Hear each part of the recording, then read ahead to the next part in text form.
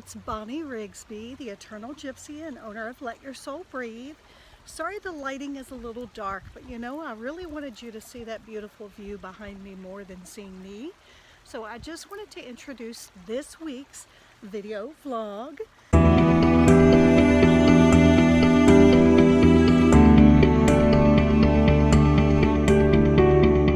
Divorce. And it's a particularly tough one, y'all. I know from experience. Divorce is essentially an end. It is canceling out something and having to start from the beginning again. And a lot of people do not like doing that, myself included, y'all.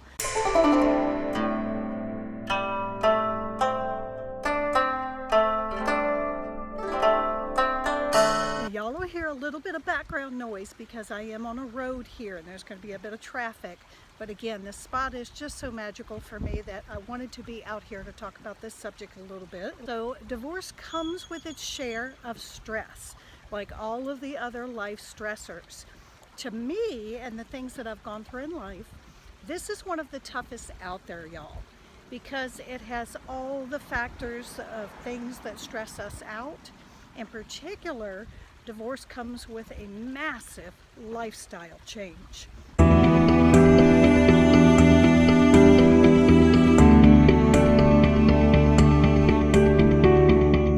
It changes your entire picture, y'all. Your friends, you have a lot of shared friends. Then you're like, okay, so are they really my friends or are they really their friends? And you kind of find out who's really in your corner. You know, not only your day-to-day changes and your future changes, but just the whole scenario. It's like repainting your entire life. So give yourself some time to settle down from this. Don't regret your decision. Once you have made the decision to divorce, the reasoning is going to be the best for you and your family. So trust that you made the right decision and then move forward. Do what it takes. And a lot of the tools we talk about on our vlogs are very helpful for this type of stress. Meditation, which basically is just breathing within yourself to clear that background noise in your head, the beating you up syndrome that's going on with the stories you're telling, the anger against your ex and what they did or didn't do. You have to let all that go, y'all. That's the only way you're going to tap back into your heart, open that space, and move forward. And that's going to be the best person for your kids, y'all, and for your life when you do that. Make that decision to take care of that beautiful heart while you are taking care of your children through divorce. And know that there is always hope for a better life, y'all. Remember, this stress is also temporary stress. Yes, you will be divorced for a lifetime, but you don't have to live with the pain, the constant pain of divorce for a lifetime. Use your spiritual and healing tools to get yourself through the initial blow, and then you will find your way back, y'all.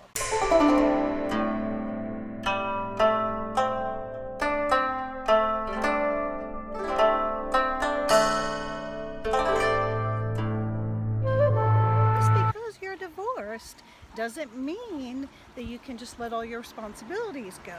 So you still have to hold on to your responsibilities, and if you have children, of course, you still need to converse and be cordial with your ex for the kids' sake. So you still are going to have these things. One of the things that divorce comes with is a major identity shift. Sometimes you question who you are when it comes to, I'm not part of a marriage anymore, I'm no longer a wife, who am I? There's a period of time that you need to figure out who you are on your own again. So you need to make sure that you're coaching yourself, you're meditating, you're doing what you can to keep your head clear and open your heart back up. Because one of the things that's common with divorce is a closed heart space. And that's because you're holding on to so much pain. Your dreams have been shattered. If you have children, of course, it's magnified because you feel your children's pain and you do everything you can to help your children. So it does tend to close your heart space. So this is a really big time for you to take care of yourself, while you're taking care of your kids, of course. And try to find out who you are as a human, as a person in this moment post-divorce. And it's not an easy process, y'all. I'm not going to paint it as sunshine and rainbows because it's really tough. However, I am one here to tell you that you can come past it with shining, flying colors, and you're going to be better off. Because the reason you're getting divorced, everyone has a different reason. But most likely it's because you have realized that maybe you made a mistake, or maybe the other person made a mistake and it's no longer a fit for you. So go out and find your fit of what is the right thing. Cut yourself a break. Don't beat yourself up too much, y'all. I know you want to. If you're going through a divorce and you're having that identity shift that I talked about, and you need to have someone outside help you find out who you are right now, what it is you want, clear out that background noise. Call me. I'm a life coach. That's what I do. I help folks just try to tune away from all the emotional baggage long enough to tune in to what you really want, what you really need, what your purpose is. A lot of times divorce comes with a lot of baggage, a lot of background noise, a lot of beating up yourself thoughts, or beating up someone else's thoughts that you need to clear out if you're going to move forward. And to give yourself a period of time to work past some of the initial emotions, because I don't want you to feel like you have the pressure of the world on you any more than you already do. You have to come up with this grand plan like immediately. It's going to take time, y'all. But step by step, every day, commit to making it a better process for yourself. Also, things that you're going to go through with the letdown, the disappointment, are pretty magnified as well.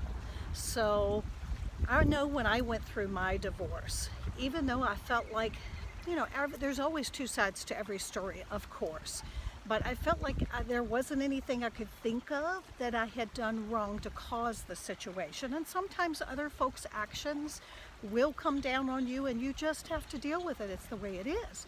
Even so, even though I didn't feel like I did anything particularly wrong in this scenario, I was left with the pain, and I was left feeling guilty, because no matter what, no matter how hard you tried, in the end, if you make the decision to divorce, then you realize,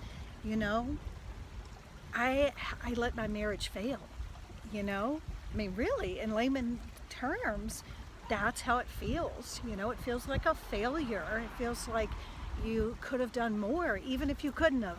That's the way it feels. You feel guilty, especially if, like I was, you're going to be raising a young child on your own, and you're thinking about their perspective and what they are going to have to go through as a result of the decision that you made. Right or wrong, they're still left with that lifestyle. And so as a parent, you feel quite guilty. So you do have to deal with that guilt, y'all. You can't let it pile up. You do have to take care of that. Now, all of that guilt that you're carrying and that pain often leads to pretty significant depression. And that's something that needs to be dealt with.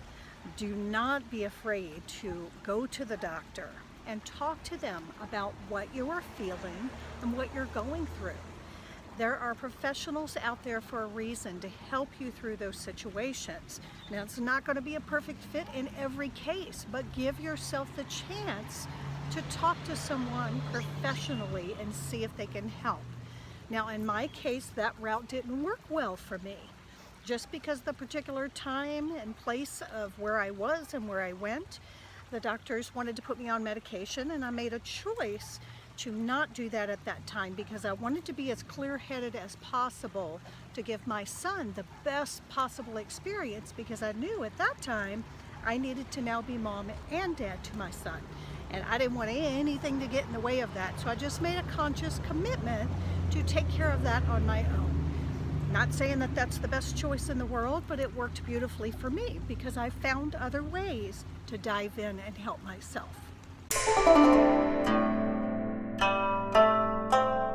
Be respectful, be loving, and understand that your children have two parents. And you just want to make sure you honor that person in your children's eyes. Don't bash, don't hate.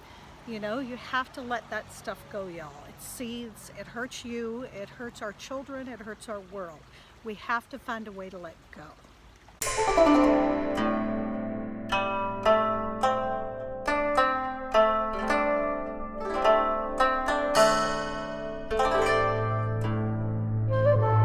And it's gonna be super tough, y'all. This we know. A lot of times you have divided households, blended families, things that you have to experience and make work and make better. Just make sure that you're not holding on to that hate and you are not bashing your child's other parent, no matter what they did. It's not the right thing to do. And remember, a lot of times your child's gonna have to have split time with each parent. Don't judge or talk against what the other parent does or how they do it with your children. It's a recipe for disaster. And stay open-minded, knowing that your child is going to have another life outside of the life you create for them when there's a blended family or blended parenting situation in two different locations. You have to be open-minded because you have to have flexibility. There are going to be things that change on the fly, things that come up, a special event for your ex. They want your child to be there. You really have to be flexible and think about it from the child's perspective and how it would make them feel if you stay divided or if you try to divide them. You just want to do everything you can to give your child love, let them know how much they are loved, love yourself, rebuild those reserves so that you can rock your new life, y'all.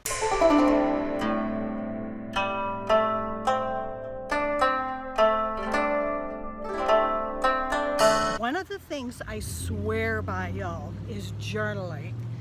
The term "let your soul breathe" came when I was going through my really tough divorce period, y'all, and I was a single parent with my son. He was young, I was trying to be mom and dad, and I had a lot of pain, a lot of guilt, a lot of fear, a lot of depression. And I knew I needed to get it out somehow since the medical community at the time wasn't able to help me in the way I wanted to be helped. So I started to write, and I mean pour out writing, feelings, thoughts, pain, anger, sadness, poetry, whatever came out. And what I found was it was very cathartic for me. It poured out things that I needed to get out so that they didn't haunt my soul, so to speak. I dealt with them by getting them out on paper. And for you, if you choose to pour them out and then throw it away or burn it so nobody ever sees it, that's totally fine. If that works for you, rock it, y'all. Main thing is get it off your heart, get it off your soul. Journaling was one of the #1 things that really helped me pour out that pain without medication, just to get it off my soul so that I could function properly for my family in a proper, positive, loving way.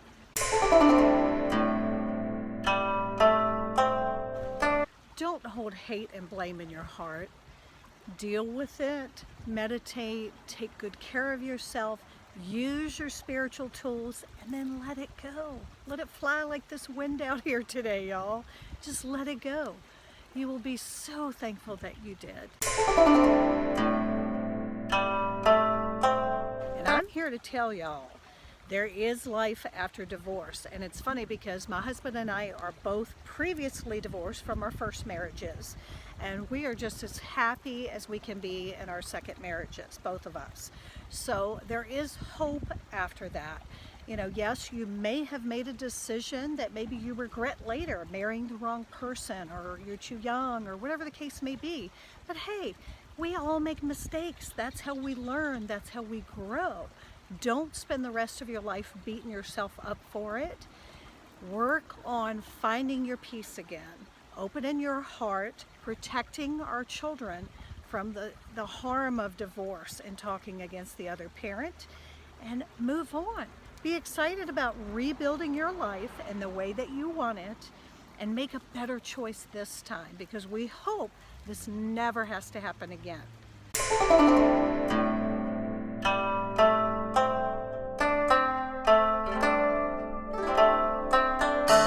need help dealing with the stress of this situation, go to letyoursoulbreathe.com. Many of the spiritual tools and life skill tools that we use are universal for all kinds of stress. Get your pain and suffering out of your body, please, because it will be a cesspool if you let it sit there.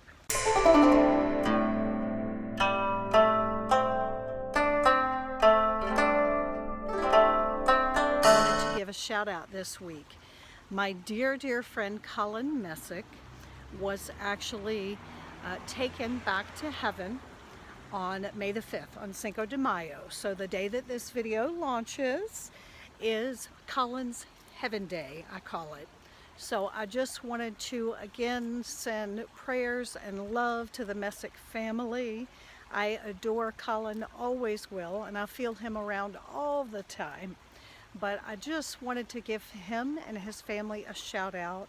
He is one of the most incredible men ever, and he passed when he was very young, and I just wanted to remind him how much we love him and celebrate his life and the fact that he is in heaven with my dad and so many of my loved ones, just having a good old time, y'all. So, love you, Colin, always on our mind. Till next time, y'all, I wish you peace, love, and light. Love you.